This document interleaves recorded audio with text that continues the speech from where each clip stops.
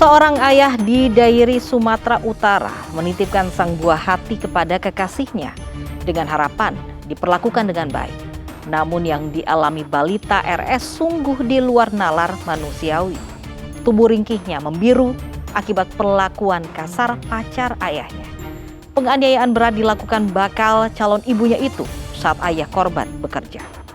Lantas apa motif pelaku hingga membuatnya begitu tega menganiaya bocah yang tak berdaya?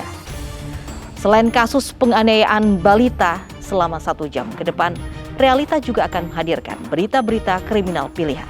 Bersama saya, Lovia Nadia.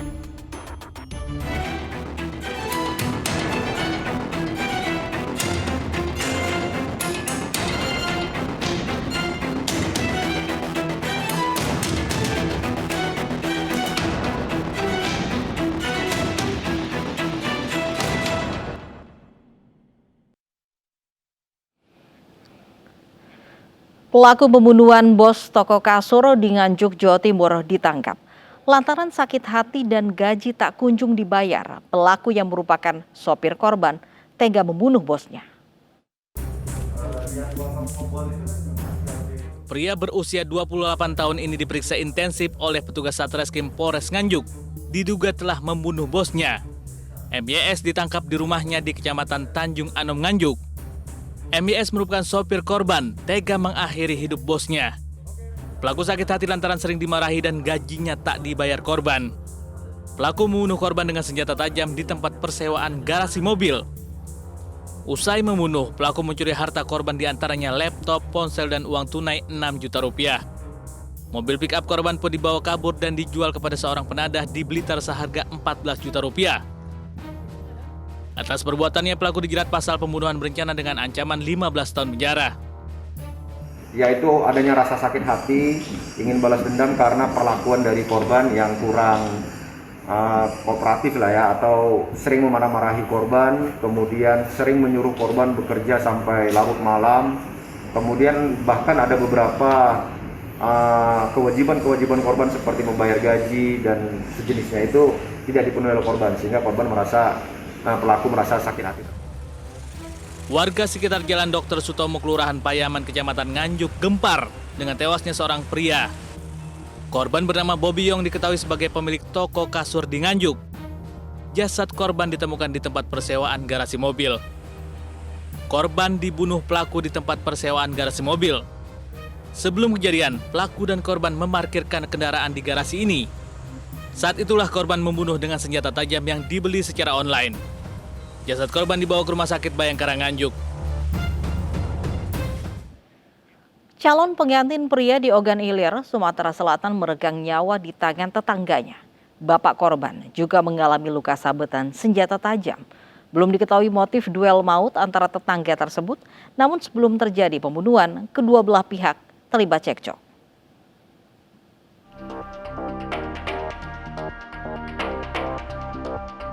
Calon pengantin warga desa Harimau Tandang, Ogan Ilir, Sumatera Selatan ini meregang nyawa jelang hari pernikahannya. Ironisnya, Hajrat 22 tahun tewas di tangan tetangganya. Bapak korban Dermawan juga mengalami luka akibat sabetan senjata tajam dan mendapat perawatan intensif di rumah sakit.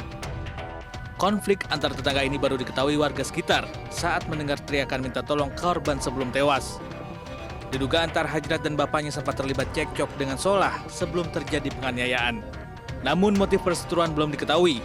Dalam perkelahian, Solah juga mengalami luka senjata tajam dan dibawa ke rumah sakit. Masyarakat yang menemukan korban, mana korban itu setelah dilihat sudah meninggal. Jadi korban itu ada 2 ditemukan warga tersebut. Kalau motifnya luka-luka atau sudah? Ada yang meninggal, 1 lagi dibawa ke rumah sakit. Polisi telah memeriksa sejumlah saksi dan keluarga kedua pihak sambil menunggu kondisi Dermawan dan Solah pulih untuk dimintai keterangan. Gara-gara anjing peliharaan berkelahi, 2 keluarga bertetangga di Deli Serdang, Sumatera Utara berseteru. Satu pihak yang mengaku dikeroyok menuntut keadilan lantaran belum ada tindak lanjut dari polisi terkait laporan penganiayaan pada Oktober 2021.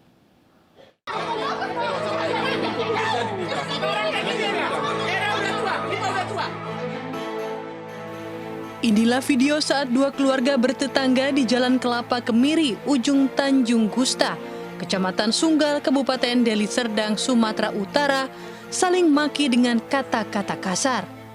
Keributan ini dipicu masalah anjing peliharaan yang berkelahi yang berujung dengan penganiayaan seorang ibu. Korban Tiur Ranayani, PR Huta Barat, mengaku dikeroyok oleh keluarga tetangganya yang berjumlah 4 orang. Menurut korban, para terduga pelaku marah anjing mereka diusir korban saat berkelahi. Satu keluarga ini mendatangi korban dan langsung memaki, menghina, dan ada yang menganiaya. Korban menuntut keadilan karena sudah melaporkan penganiayaan ini sejak 24 Oktober 2021 lalu ke Polrestabes Medan. Namun hingga saat ini tidak ada kejelasan terkait kasus tersebut. Itu anak mamanya mentoyor saya, meludah, baru anak laki-lakinya ini mendorong, baru anak yang perempuan menjambak saya. Ya, saya mau hanya minta keadilan, kan gitu Pak. Soalnya saya udah dari bulan 10 tanggal 24 sudah buat laporan, tapi sekarang tidak ada ditanggapi gitu Pak. Kita sebagai PH-nya sangat keberatan karena peristiwa yang terjadi kepada klien kita sangat layak untuk ditetapkan 351 junto 170 pengeroyokan secara bersama-sama dilakukan. Kita kecewa kepada pihak kepolisian karena menetapkan pasal 352 yang dimana dari video tersebut kita bisa melihat pengeroyokan itu dilakukan secara bersama-sama. Sementara itu, polisi membantah membiarkan kasus dugaan penganiayaan ini. Sejak laporan itu diterima, polisi telah bekerja dan memediasi pihak yang bertikai. Namun karena tidak ada titik temu, kasus ini akan berlanjut ke penyidikan. Langkah-langkah dari Polres pun juga sudah dilakukan. Ada sekitar informasi yang kami dapatkan 2 kali mediasi yang dilakukan oleh para penyidik. Tetapi prosesnya tidak bertemu, artinya tidak ketemu satu sama lainnya, sehingga muncul kemudian viral yang seolah-olah kita tidak menindaklanjuti itu. Padahal memang sebelumnya upaya langkah-langkah itu sudah kita lakukan, dan saat ini sedang kita tangani untuk lanjut ke proses penyidikannya. Kasus ini kini dalam penanganan Polrestabes Medan, di mana penyidik akan kembali mendalami keterangan korban dan pemeriksaan saksi-saksi termasuk hasil visum. Di Medan, Sumatera Utara, hanya karena hampir bersenggolan saat berkendara, sepasang suami istri babak belur dianiaya tetangga. Pelaku marah saat korban mengklakson saat hendak keluarkan mobil dari rumah.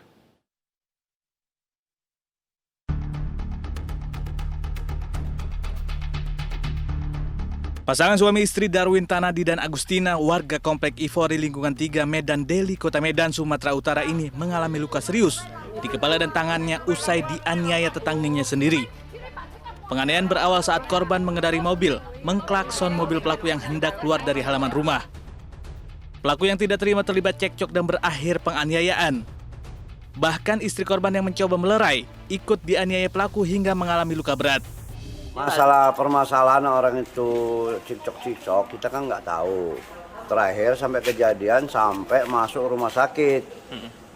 Inilah baru ini hari kasih tahu sama aku. Tapi ini benar warga kita, Pak? Betul, dua-dua warga. Kita ya. Orang sebelah rumah, bukan jauh. Kuasa hukum korban mengatakan kasus penganiayaan ini telah dilaporkan ke Polres Pelabuhan Belawan dan berharap pelaku diproses secara hukum. Klien kami keluar, tidak sengaja hampir bertabrakan dengan mobil yang diduga menganiaya klien kami, sehingga terjadi sedikit cekcok. Namun kemudian klien kami mendapat penganiayaan, dipukul pada bagian kepala membabi buta. Karena luka serius yang dialami, kedua korban masih dirawat intensif di Rumah Sakit Royal Prima Medan Marelan.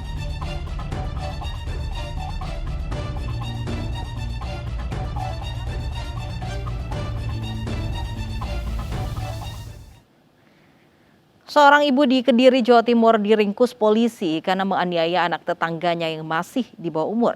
Pelaku tak terima saat korban mengejek anaknya yang masih berusia 1 tahun.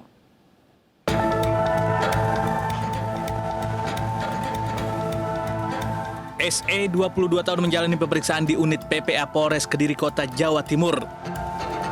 Wanita asal Ngadirejo ini diamankan polisi usai menganiaya OS, 10 tahun yang merupakan anak tetangganya. Kejadian bermula saat korban tengah bermain bola di dekat rumah pelaku. Saat hendak mengambil bola yang ada di dekat pelaku, korban mengejek anak pelaku yang masih berusia 1 tahun. Tak terima dengan ejekannya, pelaku yang tak kuasa menahan amarahnya lalu menganiaya korban hingga mengenai wajah dan kepala bagian belakang korban. Akibat penganiayaan, korban muntah darah dan mimisan hingga dilarikan ke Rumah Sakit Gambiran Kota Kediri guna penanganan medis. Sementara Satreskrim Polres Kediri Kota yang menerima laporan dari orang tua korban mengamankan pelaku untuk dimintai keterangan. Saat itu korban sedang bermain bola, kemudian ada bola menghampiri ke depan rumah pelaku, kemudian terjadi obrolan yang isinya sedikit mengejek, yang intinya dari korban mengejek anak dari pelaku, kemudian pelaku tersinggung, akhirnya pelaku melakukan pemukulan sebanyak 3 kali. Pelaku ditetapkan sebagai tersangka dan dijerat pasal 80 Undang-Undang RI Nomor 35 Tahun 2014 tentang perlindungan anak dengan ancaman hukuman 5 tahun penjara. Sementara di Palembang, Sumatera Selatan, 2 ibu rumah tangga sempat merasakan dipenjara karena menganiaya tetangganya. Ironisnya, penganiayaan terjadi lantaran keduanya termakan gosip sumbang. Perseteruan di antara 3 ibu rumah tangga berakhir setelah korban memaafkan dan Jaksa Agung menyetujui kebijakan restoratif justice.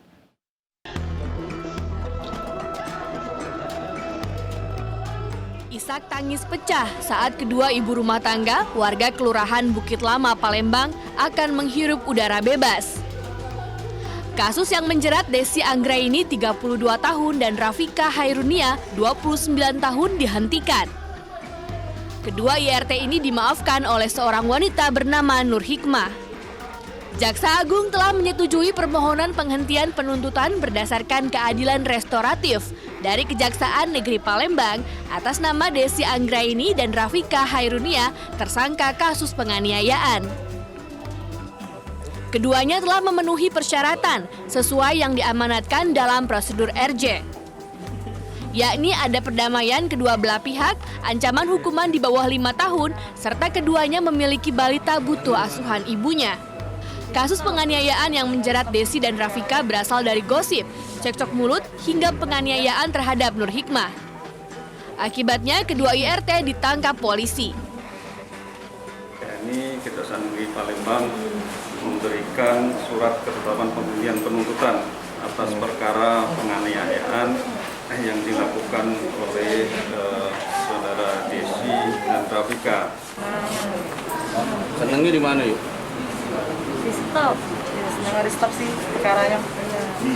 Nggak ada ini lagi kan, karena kami masih ada anak kecil.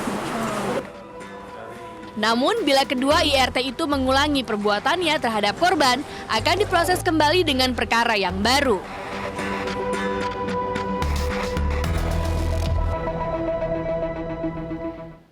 Berharap dibuka aura tubuhnya, sejumlah wanita justru dicabuli dukun abal-abal. Selengkapnya sesaat lagi di Realita.